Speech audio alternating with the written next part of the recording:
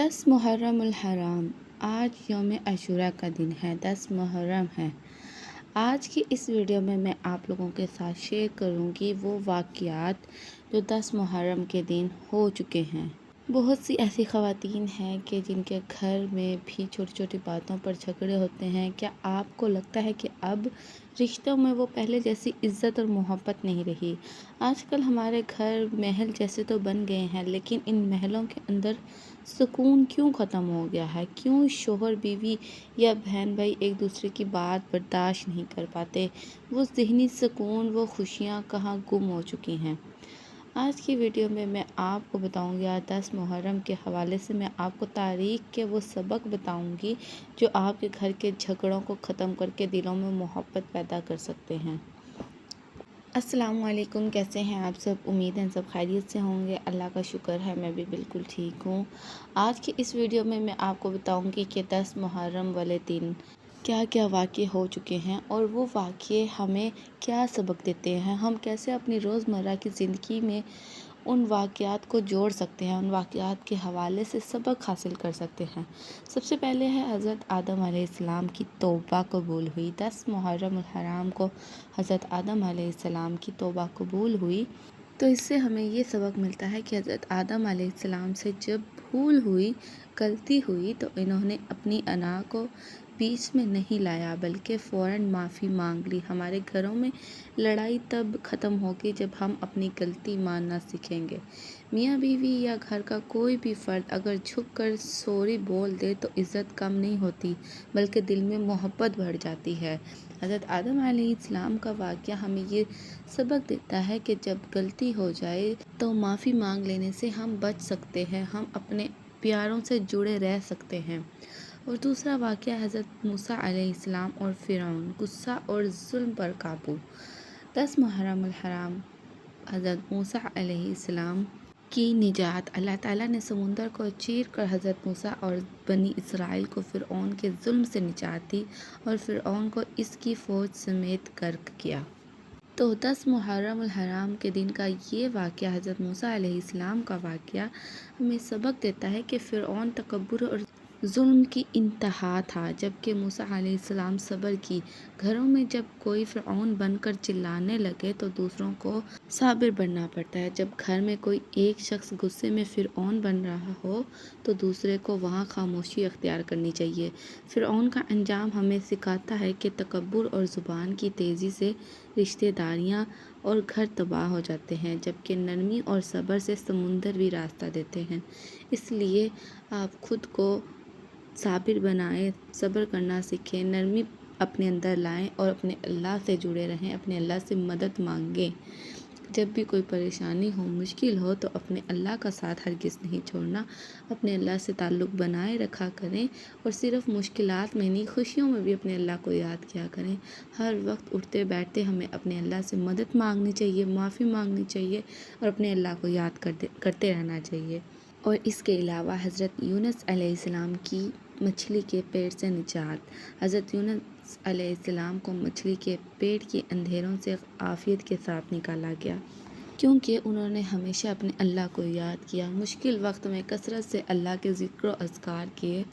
बाज़ औक़ात घर का माहौल इतना ख़राब होता है कि इंसान को घुटन महसूस होती है, जैसे वो किसी अंधेरे में बंद हो। अगर आपके घर के हालात इतने ख़राब हैं कि आपका दम घुटता है तो मायूस मत हो। हज़रत यूनुस अलैहिस्सलाम ने मछली के पेट के अंधेरे में अल्लाह को पुकारा था। आप भी लड़ने झगड़ने की बजाय तन्हाई में अल्लाह से अपने घर के सुकून की दुआ मांगे। जब अंधेरे मछली के पेट में दुआ असर कर सकती है तो आपके घर का माहौल भी बदल सकता है। बस अपने अल्लाह को पुकारा करें, शिद्दत से, गहराइयों से, यकीन के साथ अपने अल्लाह से मदद मांगा करें। और इसके अलावा हज़रत नूह अलैहिस्सलाम की कश्ती। तूफ़ान नूह के बाद हज़रत नूह अलैहिस्सलाम की कश्ती चौथी पहाड़ पर आकर रुकी और ज़मीन पर ज़िंदगी का नया आगाज़ हुआ। हज़रत नूह अलैहिस्सलाम ने सबको कश्ती में बिठाया ताकि वो तूफ़ान से बच सके। हमारा घर भी एक कश्ती है। अगर घर के मेंबर एक दूसरे की इज़्ज़त नहीं करेंगे तो ये कश्ती डूब जाएगी। तूफ़ान बाहर जितना भी हो, اگر کشتی اندر سے مضبوط ہے تو کوئی نقصان نہیں ہوگا۔ اپنے خاندان کو محبت اور عزت کی کشتی میں اکٹھا رکھیں تاکہ دنیا کے مصائب آپ کا کچھ نہ بگاڑ سکیں۔ جب آپ کے اپنے آپ کے خلاف ہوں گے، آپ کے ساتھ نہیں ہوں گے، تو باہر کے لوگوں کو آپ کو گرانے میں آسانی ہوگی۔ اس لیے اپنے قریبی رشتہ داروں کو اپنے سے جوڑے رکھیں اور ہمیشہ اپنے اللہ سے مدد مانگتے رہا کریں، اپنے اللہ کا شکر ادا کیا کریں، شکوے شکایتوں کی بجائے۔ آج کل زیادہ تر رشتہ داروں میں شکوے شکایتیں، ایک دوسرے کے دل میں برائیاں، کسی کو اچھا کھاتے نہ دیکھنا، کسی کی چغلیاں کرنا، کسی کو پسند کرنا، کسی کو ناپسند کرنا، یہ عام بات ہو چکی ہے۔ ان چیزوں نے ہمارا سکون برباد کر دیا ہے، ہمیں کہیں کا نہیں چھوڑا، نہ ہمیں اللہ کا چھوڑا اور نہ ہی ہمیں دنیا کا چھوڑا۔ نہ ہم صحیح سے اللہ کے ہو پا رہے ہیں اور نہ ہی دنیا کے۔ ہم دنیا داروں کو، رشتہ داروں کو راضی کرتے کرتے، لوگوں کو راضی کرتے کرتے اللہ کو بھول چکے ہیں۔ اپنے اللہ کو راضی رکھیں، اپنے اللہ سے زیادہ معافی مانگا کریں، اپنے اللہ سے اپنا تعلق مضبوط رکھیں۔ انشاءاللہ جب انسان اپنے اللہ سے جڑا رہتا ہے تو لوگ خود بخود اس انسان کی عزت کرتے ہیں اور اس انسان کو مانتے ہیں۔ جب انسان اللہ کا پسندیدہ بندہ بن جاتا ہے تو اسے کسی اور کو اپنا بنانے کی کوشش نہیں کرنی پڑتی۔ جس کا اللہ ہے اس کا سب کچھ ہے، اسے کسی چیز کی کمی نہیں ہو سکتی۔ آزمائشیں انسانوں پر آتی ہیں، ہمیں صبر سے کام لینا چاہیے، اور واقعہ کربلا بھی ہمیں یہی سبق دیتا ہے کہ ہمیں صبر سے کام لینا چاہیے۔ ہمیں دیکھیے، میاں بیوی آج کل میاں کو بیوی پہ یا بیوی کو میاں پہ اعتبار نہیں رہا۔ وہ بیوی کہتی ہے جو میں کہتی ہوں وہ صحیح ہے، اور شوہر کہتا ہے جو میں کہہ رہا ہوں وہ صحیح ہے۔ ایک دوسرے پر اعتبار کرنا سیکھیں، ایک دوسرے کے فیصلے کو ماننا سیکھیں۔ حضرت امام حسین رضی اللہ تعالیٰ عنہ کی زوجہ محترمہ سیدہ رباب نے اپنے شوہر کا ساتھ اس وقت بھی نہیں چھوڑا جب زندگی کی کوئی امید باقی نہیں تھی۔ انہوں نے مشکل ترین حالات میں بھی شوہر کے فیصلے پر یقین رکھا اور ان کا حوصلہ بنی۔ امام حسین رضی اللہ تعالیٰ عنہ نے اپنی زوجہ سیدہ رباب اور بیٹی سکینہ سے اس قدر محبت کرتے تھے کہ انہوں نے ان کے لیے باقاعدہ تعریفی اشعار کہے۔ یہ سکھاتا ہے کہ شوہر کو اپنی بیوی کی قربانیوں کی قدر کرنی چاہیے اور بیوی کو شوہر کے اچھے فیصلوں میں اس کا مضبوط سہارا بننا چاہیے، ایک دوسرے کا ساتھ دینا چاہیے۔ اس کے علاوہ حور بن یزید رہائی کا واقعہ۔ حور وہ شخص تھے جنہوں نے سب سے پہلے امام حسین کے قافلے کا راستہ روکا اور انہیں پیاسے رکھنے کا سبب بنے، لیکن جب 10 محرم کی صبح حور کو اپنی غلطی کا احساس ہوا اور وہ شرمندہ ہو کر معافی مانگنے آئے تو امام حسین رضی اللہ تعالیٰ عنہ نے کوئی طعنہ نہیں دیا، پرانی ناراضگی یاد نہیں دلائی، بلکہ فوراً سینے سے لگا کر معاف کر دیا۔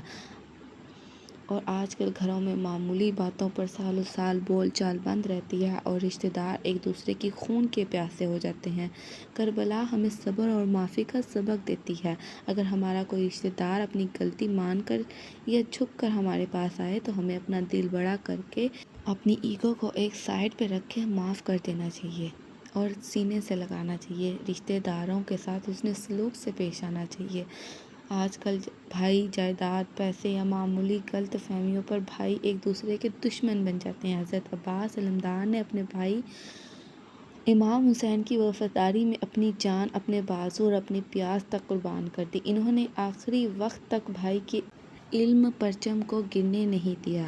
بھائی کا رشتہ ایک دوسرے کے پیٹھ مضبوط کرنے کے لیے ہوتا ہے، نہ کہ ایک دوسرے کو گرانے کے لیے۔ جب گھر کا بڑا بھائی حق پر ہو تو چھوٹے بھائیوں کو اس کی ڈھال بننا چاہیے، نہ کہ یہ کہنا چاہیے کہ یہ اپنا سوچتا ہے، ہم اپنا سوچیں گے۔ سیدہ زینب علیہ السلام کا کردار۔ خاندانی جھگڑوں میں اکثر بہنیں یا تو الگ تھلگ ہو جاتی ہیں یا رشتوں کو توڑنے کا سبب بنتی ہیں، لیکن کربلا میں خاتون کربلا سیدہ زینب سلام اللہ علیہا کا کردار ہمارے لیے مشعل راہ ہے۔ انہوں نے اپنے بھائی امام حسین رضی اللہ تعالیٰ عنہ کے مشن کو زندہ رکھنے کے لیے اپنے گھر بار اور بیٹوں کی قربانی دی۔ اب بھائی کی شہادت کے بعد انہوں نے پورے خاندان کو بکھرنے سے بچایا، یتیموں اور بیواؤں کی سرپرستی کی اور یزید کے دربار میں بھائی کے خون کا مقدمہ لڑا۔ بہنوں کو گھروں کو जोड़ने वाला होना चाहिए। जब भाइयों पर मुश्किल वक्त आए तो बहनों को चाहिए कि उनका हौसला बने और ख़ानदान के शिराज़े को बिखरने ना दें। बच्चों की तरबियत का हमें सबक देता है और भी बहुत सबक देती है करबला हमें। बस हमें सीखने वाला होना चाहिए। ये वाक़यात हमारी ज़िंदगी में हमें सबक देते हैं, हमें राह रास्त पर लाने के लिए हमें बताए गए हैं। अगर हम कुरान में देखें, हदीस में देखें और हमारे प्यारे नबी हज़रत मोहम्मद सल्लल्लाहु अलैहि वसल्लम की सुन्नत के ऊपर अमल करें तो हम अच्छी ज़िंदगी गुजार सकते हैं, हम अपना ज़हनी सुकून बरकरार रख सकते हैं, हम अपने घर में इज़्ज़त पा सकते हैं, इज़्ज़त से रह सकते हैं। बस हमें थोड़ा समझने की ज़रूरत है। हम कहते हैं लोग बुरे हैं, पहले हमें खुद को देखना चाहिए। हम कहीं दफ़ा सही होते हैं, लेकिन हम वो नहीं कर रहे होते जो हम अल्लाह की तरफ से हुक्म है। हमें सही होने के बावजूद भी थोड़ा सब्र करना चाहिए, कुछ कुर्बान कर देना चाहिए, थोड़ी कुर्बानियाँ देनी पड़ती है, लेकिन एंड में सब अच्छा होता है। हमें सब्र का, कुर्बानियों का सिला अच्छा मिलता है। हम कामयाब इंसान बन सकते हैं, हम अपने अल्लाह की नज़रों में भी अच्छे बन सकते हैं और दुनिया वालों की नज़रों में भी अच्छे बन सकते हैं। वो वाक़ये जो मैंने आज आपको बताए, ये सालों से हम सुनते आ रहे हैं, लेकिन हमने इनसे कुछ सीखा नहीं।